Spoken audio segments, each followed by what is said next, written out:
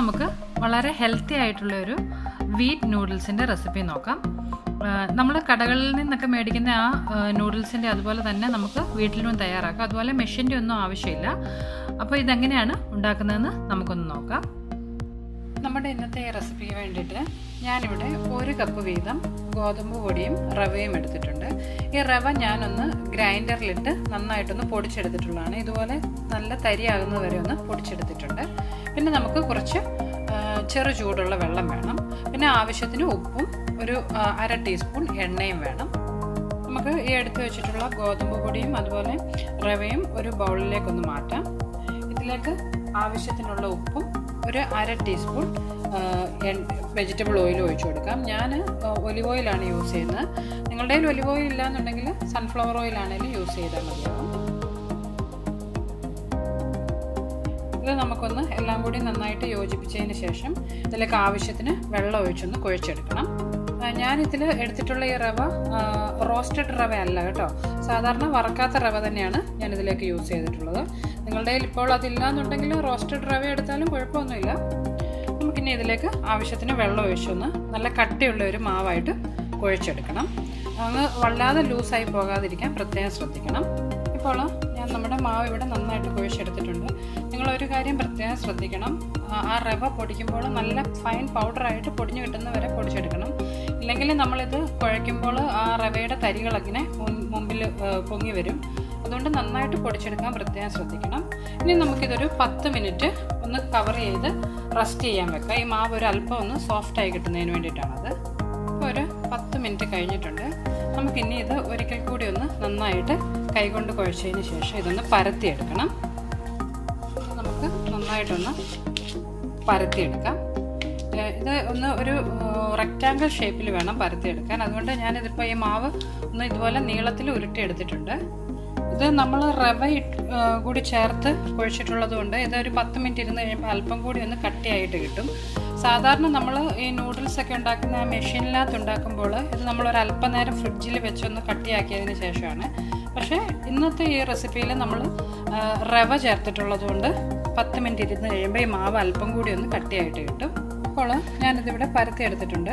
നമുക്കിതിനെ ഒന്ന് ഇതുപോലെ ഒന്ന് ഫോൾഡ് ചെയ്തതിന് ശേഷം വീണ്ടും ഒന്ന് പരത്തിയെടുക്കണം. നമുക്കിതിലേക്ക് അല്പം പൊടി ഒന്ന് ചേർത്ത് കൊടുത്തതിന് ശേഷം ഇത് വീണ്ടും ഒരിക്കൽ കൂടി ഒന്ന് ഫോൾഡ് ചെയ്യാം. ഇങ്ങനെ ഒരു ടോട്ടൽ ഒരു 4 പ്രാവശ്യം നമുക്ക് ഫോൾഡ് ചെയ്ത് ഇത് വീണ്ടും പരത്തിയെടുക്കണം. അപ്പോൾ ഇത് രണ്ടാമത്തെ ഫോൾഡാണ് ഞാൻ എടുത്തിട്ടുള്ളത്. ഇതുപോലെ ഒരു 2 തവണ കൂടി നമുക്ക് ഫോൾഡ് ചെയ്ത് ഇത് പരത്തിയെടുക്കാം.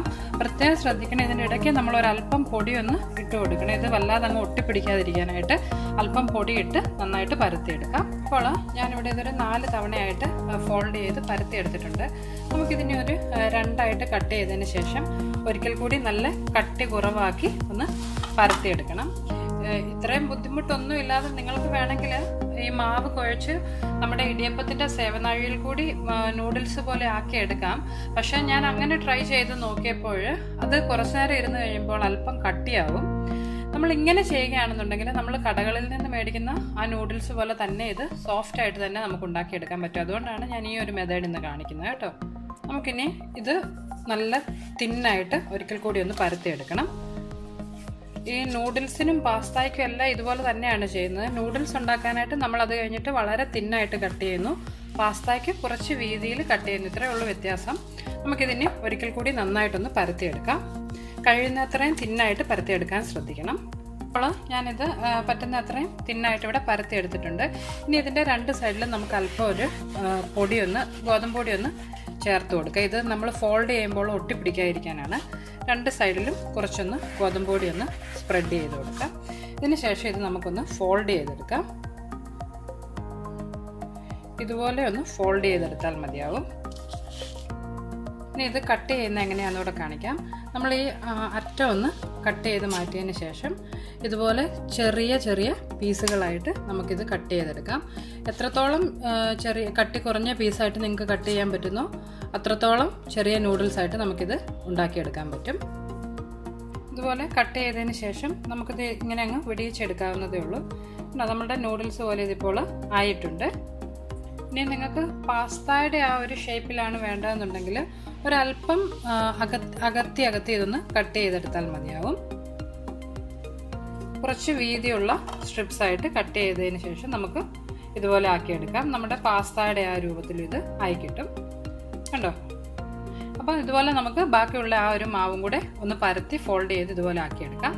ളിൽ നിന്ന് മേടിക്കുന്ന പോലെ തന്നെ നിങ്ങൾക്ക് ഇതിലും തിന്നായിട്ട് കട്ട് ചെയ്തെടുക്കാൻ പറ്റുമെന്നുണ്ടെങ്കിൽ കുറച്ചുകൂടി കറക്റ്റായിട്ട് നമ്മൾ ആ കടകളിൽ നിന്ന് മേടിക്കുന്ന പോലെ തന്നെ ആയി കിട്ടുന്നതാണ്.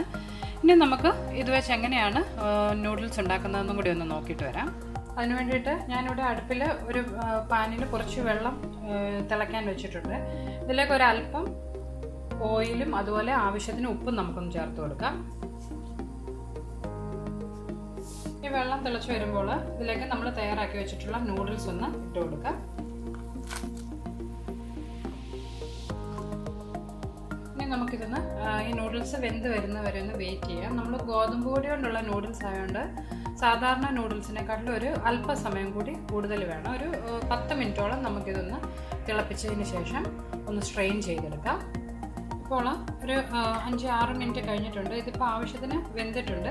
നമുക്കിനി ഇതിൽ ഈ വെള്ളം ഒന്ന് ഊറ്റിക്കളയാം. ഇപ്പോൾ ഞാൻ ആ നൂഡിൽസ് ഒരു സ്ട്രെയിനറിലേക്ക് മാറ്റിയിട്ടുണ്ട്.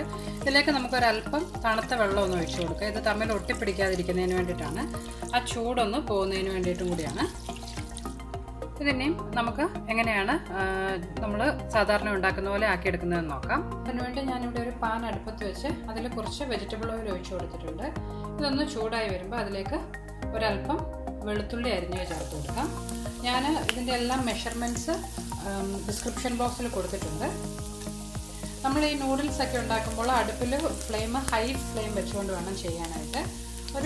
കുറച്ച് നേരം ഈ വെളുത്തുള്ളി ഒന്ന് വഴറ്റിയതിന് ശേഷം ഇതിലേക്ക് നമുക്ക് പച്ചമുളക് ചേർത്ത് കൊടുക്കാം. ഞാനിവിടെ ഒരു വലിയ പച്ചമുളക് ഇതുപോലെ അരിഞ്ഞെടുത്തിട്ടുണ്ട്. ഇതിലേക്ക് ഒരു സവാള അരിഞ്ഞത് ചേർത്ത് കൊടുക്കാം. ചെറിയൊരു സവാള അരിഞ്ഞെടുത്തിട്ടുണ്ട് ഞാൻ. ഇതൊന്ന് വഴറ്റിയെടുക്കാം. നന്നായിട്ട് ഇങ്ങനെ വഴന്നൊന്നും കിട്ടണ്ട, ചെറുതായിട്ടൊന്ന് വഴന്നതിന് ശേഷം ഇതിലേക്ക് നിങ്ങൾക്ക് ഇഷ്ടമുള്ള വെജിറ്റബിൾസ് ചേർത്ത് കൊടുക്കാം. ഞാൻ ഇന്നിവിടെ കുറച്ച് ക്യാരറ്റും അല്പം ഗ്രീൻ പീസുമാണ് ചേർക്കുന്നത്. നിങ്ങൾക്ക് വേണമെന്നുണ്ടെങ്കിൽ ബീൻസോ ക്യാപ്സിക്കോ ഒക്കെ ഇതിലേക്ക് ചേർത്ത് കൊടുക്കാവുന്നതാണ്. ഇതിലേക്ക് ആ വെജിറ്റബിൾസ് കൂടി ഒന്ന് ആഡ് ചെയ്ത് കൊടുക്കാം. ഇത് ഒരു മിനിറ്റ് ഒന്ന് ഹൈ ഫ്ലെയിമിലൊന്ന് വഴറ്റിയെടുക്കാം. ഇതിലേക്ക് ഞാനൊരു അല്പം ഉപ്പൊന്ന് ചേർത്ത് കൊടുക്കുകയാണ്. നമ്മളിതിലേക്ക് ഇനിയും സോയാ സോസ് ഒക്കെ ചേർക്കുന്നുണ്ട്. അപ്പം അതിന് കുറച്ച് ഉപ്പുള്ളത് കൊണ്ട് ഈ വെജിറ്റബിൾസിന് വേണ്ടുന്ന ആ ഒരു അല്പം ഉപ്പ് മാത്രം ഇപ്പോൾ ഒന്ന് ഞാൻ ചേർത്ത് കൊടുത്തിട്ടുണ്ട്. ഇതിലേക്ക് ഒരു 1 ടീസ്പൂൺ സോയാ സോസ് ചേർത്ത് കൊടുക്കാം.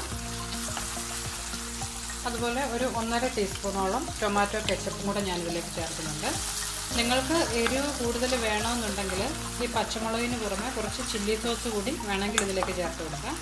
ഞാനിപ്പോൾ ഈ പച്ചമുളകിൻ്റെ ആ എരിവ് മാത്രമേ ഇതിലേക്ക് ആഡ് ചെയ്തിട്ടുള്ളൂ. ഇതിലേക്ക് നമ്മൾ തയ്യാറാക്കി വെച്ചിട്ടുള്ള നമ്മുടെ നൂഡിൽസ് ഒന്ന് ചേർത്ത് കൊടുക്കാം. എല്ലാം കൂടി നന്നായിട്ടൊന്ന് മിക്സ് ചെയ്തെടുക്കാം. നിങ്ങൾക്ക് ഇതിലേക്ക് വേണമെന്നുണ്ടെങ്കിൽ മുട്ട വേണമെങ്കിലും ചേർത്ത് എഗ് നൂഡിൽസ് ആയിട്ടാണെങ്കിലും ഉണ്ടാക്കിയെടുക്കാം കേട്ടോ. ഞാൻ ഇന്നിപ്പോൾ ജസ്റ്റ് വെജിറ്റബിൾസ് മാത്രമേ ഇതിലേക്ക് ആഡ് ചെയ്തിട്ടുള്ളൂ. ഇത് ഒരു മിനിറ്റ് കൂടി ഹൈ ഫ്ലെയിമിലൊന്ന് ടോസ്റ്റ് ചെയ്തതിന് ശേഷം നമുക്കിതിനെ അടുപ്പിൽ നിന്ന് മാറ്റാവുന്നതാണ്. അങ്ങനെ നമ്മുടെ healthy home made wheat noodles ഇവിടെ തയ്യാറായിട്ടുണ്ട്. അപ്പോൾ എല്ലാവരും ഇത് ട്രൈ ചെയ്ത് നോക്കുക. കുട്ടികൾക്കൊക്കെ കൊടുക്കാൻ നല്ലൊരു ഡിഷാണിത്, ഹെൽത്തിയുമാണ്. നിങ്ങൾക്ക് പറ്റുമെന്നുണ്ടെങ്കിൽ തീരെ പൊടി പോലെ ഇത് മുറിച്ചെടുക്കാൻ പറ്റുമെന്നുണ്ടെങ്കിൽ നമ്മൾ ആ കടകളിൽ നിന്ന് മേടിക്കുന്ന നൂഡിൽസ് പോലെ തന്നെ ആയി കിട്ടും. ഞാൻ ഇന്നിവിടെ എടുത്തിട്ടുള്ളത് കുറച്ച് കട്ടിയിലാണ്. അപ്പം നിങ്ങളുടെ ഇഷ്ടത്തിനനുസരിച്ച് അതിൻ്റെ വണ്ണമൊക്കെ ഒന്ന് ക്രമീകരിച്ചാൽ മതിയാവും. അപ്പോൾ എല്ലാവരും ട്രൈ ചെയ്ത് നോക്കുക. അതുപോലെ നിങ്ങൾക്ക് എൻ്റെ റെസിപ്പീസൊക്കെ ഇഷ്ടമാകുന്നുണ്ടെങ്കിൽ മറക്കാതെ സബ്സ്ക്രൈബ് ചെയ്യണം. അപ്പം നമുക്ക് മറ്റൊരു റെസിപ്പിയുമായിട്ട് വീണ്ടും കാണാം. ബൈ.